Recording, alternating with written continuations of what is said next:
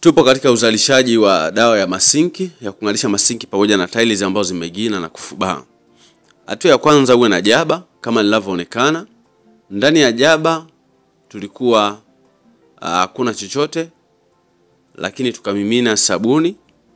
Na sabuni ambayo tumimina hapa ni sabuni ya maji plain isiyokuwa na rangi, lakini pia ni sabuni ya maji isiyokuwa na perfume yoyote. Baada ya kumimina hiyo sabuni ya maji, hatua nyingine tunaweka maji kwa kipimo maalum. Unaweza kaangalia kwamba hapo tunahesabu jaba kadhaa, tunahesabu jagi kadhaa. Lakini pia tuna kitabu cha Miliki Kiwanda Chako, msikilizaji, tumekuandalia kwa ajili ya ujasiriamali. Ukitaka kufika mbali zaidi, kuna kitabu tumekuandikia procedure zote, uzalishaji mpaka mwisho. Naitwa Mwalimu Almasi. Subscribe pia, unaweza kaniandikia maoni yako chini ya video hii.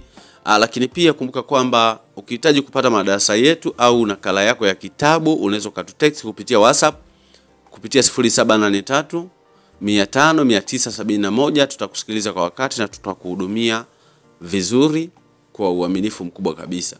Baada ya kumimina maji kwenye ile sabuni, hatua nyingine itakayofuata ni ukorogaji. Na ukorogaji, msikilizaji na mtazamaji, ni kuelekea upande mmoja. Usianze kulia kwenda kushoto afu baadaye ukabadili ule uelekeo. Hata kama umechoka, endelea hivyo hivyo kuelekea upande mmoja. Hatua nyingine ambayo itafuata, msikilizaji, tunamimina hydrochloric acid.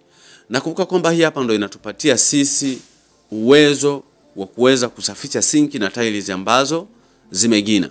Lakini cha kusisitiza sana, zingatia sana vifaa kinga wakati wa kutumia hii dawa, lakini pia wakati wa kutengeneza hii dawa, wakati wa kumimina hii dawa hydrochloric acid, wakati wa kusafirisha hii dawa, wakati wa kuhifadhi kwa namna yoyote ile, lazima uvae vifaa kinga. Hata wakati wa matumizi, wakati unatumia kwa ajili ya kusafisha tiles pamoja na sinki. Zingatia sana hilo, msikilizaji na mtazamaji.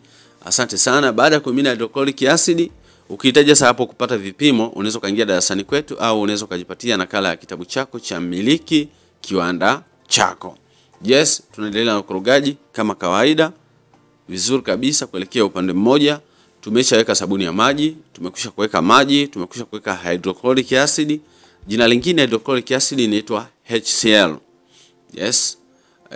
Kumbuka kwamba dawa hii inapaswa kuwekwa mbali sana na watoto, lakini pia hauruhusiwi kuishi nayo ndani. Kwa lazima uwe na chumba kingine ambacho kiko special kwa ajili ya zile malighafi zako, au ni store maalum kwa ajili ya kuhifadhi kemikali. Hauruhusiwi kabisa kuishi nayo ndani kwako.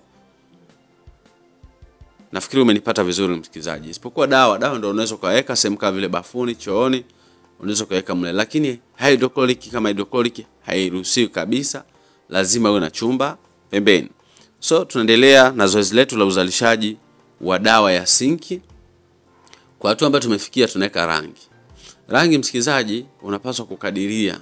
Itategemeana na wateja wako au mwenyewe pia unapenda rangi ya kukolea sana au rangi ambayo inaonekana kwa mbali, yani kama light.